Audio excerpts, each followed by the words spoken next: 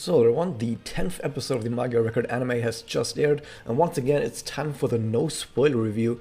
So of course this is the review where there will be no spoilers for the North American and Japanese version of the game, instead just about the anime. So let's continue with a recap of what happened in this episode. So starting off, we saw a dream of Sana's childhood when everything was still normal, when everything was still totally fine and her parents didn't hate her yet.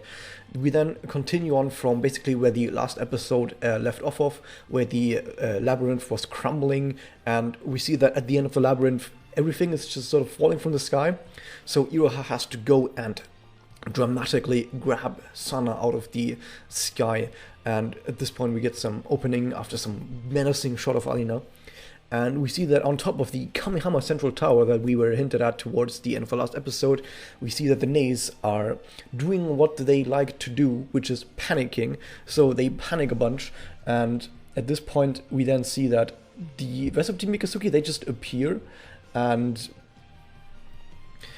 the Nays don't really notice them immediately, they just sort of keep panicking. So Tsuruno just walks up to some machine and just presses a button and activates a giant magnet. What are you doing, Tsuruno? Whatever. It actually ends up being fine somehow, but you could have just randomly killed everyone there. Who knows? Maybe that was a bomb. Do we know? Did you know? I mean, you read it was something about a magnet, but we don't know magnetic bombs exist. Anyway, Aina then is seen again, and she catches some of the witch labyrinths that were hurtling through the sky in these weird globes. I don't know what's going on there. And she catches them in these cubes that she has summoned, and everything then just sort of gets sucked by this giant magnet all the way to the top of Kamehama Central Tower. So all the characters are now all in the same space. That's pretty lucky, isn't it? So all the way up there, we then see Alina jumping off, and she gets really mad. Really mad. Even madder than you could imagine her being, and she releases a whole bunch of witches that are called Teresa. And of course, seeing witches, Felicia charges in immediately, because of course she does, and the whole fight breaks out where it turns out that Magus has been raising both rumors, both uwasa and witches. We don't know exactly what for, but they've been doing that. At this point, during all of the fighting, we then get to the amazing point where Felicia and Tsuruno connect, and a whole bunch of witches get smashed, but not all of them. And Alina gets even more angry. I already told you that she's really angry. She's even more angry now. She's math. Yeah, she's math at this point. So she wants to summon the doppel thing again that she was talking about last episode. But Mummy appears, and she almost headshots Alina, because, you know, Mummy has a thing with heads going on. Funny joke about the head. And she kind of is there to talk some sense into everyone, and she commands the Nays to catch the witches back in some cubes that they've still got, because they also have some cubes that probably Alina gave them or something. And Alina just sort of walks away and just goes, okay, I'm off, bye. Disappears into the night sky, or down the night cliff or whatever. And before we can really get more into what is actually going on with the Magias, why the Mings of Magias are doing, what their goals are, what anything even is, what is going on, they just sort of leave as well. So Mami, Mifuyu, and the Nays, Mifuyu was just like hi, and then disappears as well. It seems like we're not actually going to get any more of what Magias is trying to do, even after the 10th episode.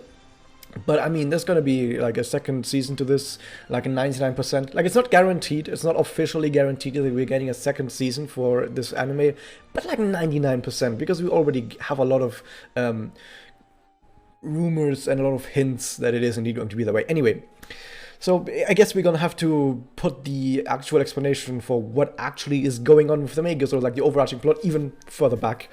Instead, we then cut to Mikazuki Villa, where Sana is moving in, and she has a lot of trouble adjusting to this new place where suddenly there's people that like don't tell her to get lost and actually do like kind of like her. So that's weird, that's new. Can't relate to that. So in order to make Sana feel more accepted, they go shopping for the Magukapu. So they go shopping for the Magukapu, and they find this shop that has like giant walls. It's shafts, basically. So there's like 500 shelves of Magukapu everywhere. I like what Shaft does, but don't go out there going like, oh, does this place actually exist? Is there actually a place in this universe that sells this many Magokapu in these giant 500-meter tall with 5,000 shelves? No, that's just artistic. I'm bringing this up because people last time when we saw Rena at the top of the school, when there was all these chairs, people are like, why are all these chairs at the top of this school? I wonder what's going on there. Could it be that? No, that's just Chef being artistic. It's artistic license. Chef does that all the time. Have you never watched Monogatari? Anyway, so we see that while shopping for cats, we get to see a little bit more into what these characters actually like. Of course, Tsuruno likes Bambansai and twice cooked pork. She had this twice cooked pork shirt at some other point. And Sana loves cats, which we... For some, I already told you this before in last episode, but yeah, she really likes cats. And Felicia, she really likes cows. There's actually a more important reason why Felicia likes cows, but more than that in the spoiler review. And after they've gone out and shopped for some more Magokup, they get back home, and Sana wants to find out more about what it really means to have a family. So she goes back and she checks in on her old family just to see what's going on. And she might think to herself, I wonder if my family is still completely full of terrible pieces of shit. Or I should not touch my face because of coronavirus. I wonder if my family are still assholes. And she goes back and she finds out, yeah, her family are still assholes. They didn't even realize she was gone, and they didn't even mention her. She was basically missing for over a month. We know it was at least over a month that she was missing for. And they didn't even notice that she was ever gone. So yeah, that's a Family of the Year award right there for them, for all of them together. So, good job. They have achieved something together as one unit, as one family. And what they've achieved together in unison is to get the award for Worst Family in the universe. So, good job on them. So, after seeing all this, Sana then realizes that there is one place where people are calling her name. And it's, of course, the real world, where everyone here is fan of Sana and has the Sna plush toys running around. But sadly, she can't come into the real world, and probably also for the better, because a lot of anime fans are not kind of people you want to actually have around little kids. So instead, she goes back to Mikasuki Villa, where there's also people that call her name all the time. And she kind of wants to become part of this family now, and even wants to help with the dinner. Nice, very good job. Isn't everything going really well for our little team? I hope that nothing bad ever happens to these wonderful people. Moving then on with a really lengthy post-credit scene where we see that Mifuyu and Mami, the M&Ms, are reporting to the third M, the Magias, and we don't really see who the Magias are, but we can see there's like two people sitting there, not really doing or saying anything. This must be very awkward for Mifuyu and Mami just standing there, all formal, like talking to a superior officer, and they're just sort of sitting there not doing anything.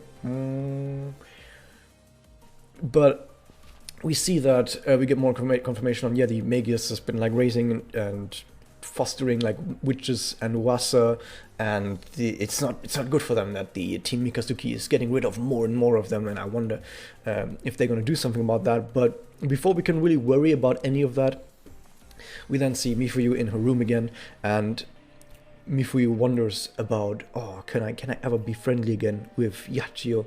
And at this point, we see the knees coming in through the door again, and they make some dinner for Mifuyu. Isn't that nice? Such sweet little precious little babies. And I hope nothing bad ever happens to the knees, because they're just such good people. They're such good people, the knees. So we then cut back to Mikasuki Villa, and Iroha once again talks about her missing sister Oi, because like I said, she talks to Oi about everyone just in case someone knows something. But of course, Sana was in this labyrinth for like her entire life, and before that she was just at home being bullied by her own family and going through trauma that possibly gave her a split personality disorder. So how would she ever know anything about what's going on? But yeah, she knows her name was Amagius, and that's where the episode ends. And the end card is Ren, who is, if you don't know who Ren is, if you're an anime only, she was the one who Rena transformed into episode 2, where Kaede was like, I know you're Rena because you got the charm. You know that person? That is only the #1 most fan favorite, most popular character in all of Magia record, voted so by both the Reddit and the Discord. So yeah, it's a pretty cool thing that we see a bit more of Ren, because she wasn't in here other than that one little cameo she had.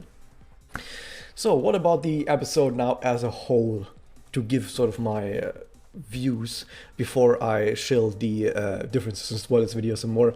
So of course, I didn't mention, I think even before that, in some of the other episodes I saw some shots where the animation quality was maybe dropping a little bit. We saw some Megoka faces.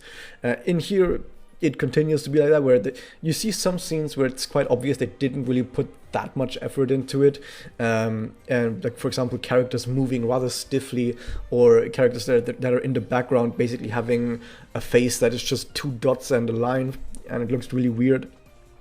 But even though that is the case, it's also the case that the scenes that are supposed to and have to look good still do look really good. For example, the scene at the very beginning, the first scene of the flashback, even though some of the animation of the characters was a little bit stiff, it still looked really nice. Like the visual effects that they were having, or when Sana went back to her family later on, it just looked visually good. This is the thing, like from a technical standpoint, the animation is not that great, but it still looks really good. It's comparable to what I usually say about Nintendo games. Nintendo games don't have the best graphics quality on a technical standpoint. If you look at the resolution, if you look at the frame rate is usually pretty good, but mostly if you just look at the technology that is involved, Nintendo games usually don't have that great fidelity in graphics, but they still look really good because they know how to make use of their limited technology to still make stuff look really nice. The Wind Waker still looks better than most games that come out nowadays, even though that's a Nintendo GameCube game. But it's kind of similar in here, where it's quite obvious that they didn't put that much effort into some of the character movements, and like I said, some of the characters in the background look really off a lot of times. But they still know how to make how to create a lot of scenes that still look really nice and are really impressive on the eyes. Moving on, it is also similar to last episode, where we see that they put a lot of effort into portraying and getting us used to this new character, Sana. So we have seen a whole bunch of her backstory scenes in last episode, where we saw basically what she was about, where she came from, why she was in this area, how she became a magical girl, and then in this episode we saw a little bit more on what she's trying to do moving forward, how is she going to view her future at this point. So we got a lot of focus on Sana and how she fits into everything. But, and this is where I have to bring in the but with one T, because they had to facilitate this focus on Sana, what they did was they basically created 2 episodes where we didn't actually get that much on Alina, who is also a new character that was introduced at the same time, and we also didn't really get anything more on the Magia's plans, even though we did get a lot more hints. Like, for example, we were told that they raise witches and Wasa. We were shown Alina, who appears to be a higher up at Magia's. We have seen that Mami is a wing of Magia's who is doing stuff. So we've seen a lot more hints that there might be something really important going on. But because we spent so much time on exploring Sana's side of the story, we just sort of rushed past that scenes. Like in the episode before this, the Alina scene was very short, mostly because Sana's backstory was so long. And in this episode, the Alina scenes were also rather short because we need to do more Sana story later in the episode. So even though I really like and I love that they gave a lot of focus to making sure that Sana is being well developed in these episodes, on the other side of this, it means that other parts of the story that are developing at the same time cannot be given the same amount of care and sort of fall under the radar a bit. So we're going to talk a bit more about this in the differences and spoilers video already, but I do want to mention one thing, because I've heard a lot of people talk about this episode and the episode before this. They say that, oh, it really sucks and it's shit that, for example, Aina isn't getting more focus. But this is the important part that I need you to take away from this, guys. You can't do everything in a given time frame. If you have a given time frame of, let's say, these last two like this episode and the episode before this, you have 2 episodes, and you want to introduce 2 new characters, and also the rumor that has to do with this, as well as how all of these characters connect with each other, what it has to do with the Magia's plans, how Sana connects back to Mikazuki, maybe how Sana connects to Iroha, how all of this stuff fits together, all of these different links, also have these fights happening, and develop all these different fronts at once. You can't do that, all of that, in the span of 2 episodes. Okay, it just doesn't work.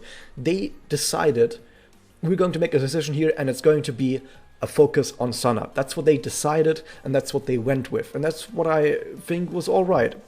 However, it also means that other stuff that happened at the same time can't get the same amount of focus, and just, like I said, falls a bit under the radar. But when you get mad at this, I would also say instead what you should get mad at is that this was not a 52 episode anime, because if this was a 52 episode anime, they could have made even more. However, at the same time, is it reasonable to turn a Magia record into a 52 episode anime? If you ask the creators, the production company behind this, they would say, no, there's no way we're making a 52 episode anime out of an adaptation of a mobile game. They wouldn't ever agree to that. But if you really want Magia Record to be as good as it could be, and be one of the greats that maybe could at least be mentioned in the same breath as Madoka Magica, you would have to create 52 episodes to make sure that everything works out fine, because there's way more characters going on. That actually has an overarching plot that doesn't just get revealed in episode 10. It has a lot more going on than Puella Magi Madoka Magica on both the story content, like the amount of story content, I mean, not the quality of it. Like, it has a lot more story content going on, a lot more characters going on, and the thing is, the more characters there are, you don't just need more time devoted to these characters. If you have 20 characters, you don't just say, I'm going to devote 2 episodes for each character, that makes 40 episodes, okay. You then also need to devote extra time on how these characters interact with other characters and how they interact with stories, especially when the story and the characters also develop and evolve forward. So if you say we have 20 characters, we're going to evolve all of them. So like I said, 2 episodes of characters, 40 episodes, doesn't work that way. Because of all of these interlinking links that you have, you need extra episodes on top of that. Maybe you would need a total of 80 episodes for 20 characters if you also wanted to get the connections between all the characters right. It just isn't that simple to do. So either you say, we cut out even more characters, like there's already a whole bunch of characters cut out, we cut out even more characters than before. That would be one way of going it. Or we actually do commit and make even more episodes. Maybe we do go to 52 episodes. But what we have right here is we still have quite a lot of characters and only 26 episodes. Even if they devoted a single episode to each character that was important, we would hit the 26 episode mark without actually having talked about every character, because there's that many characters.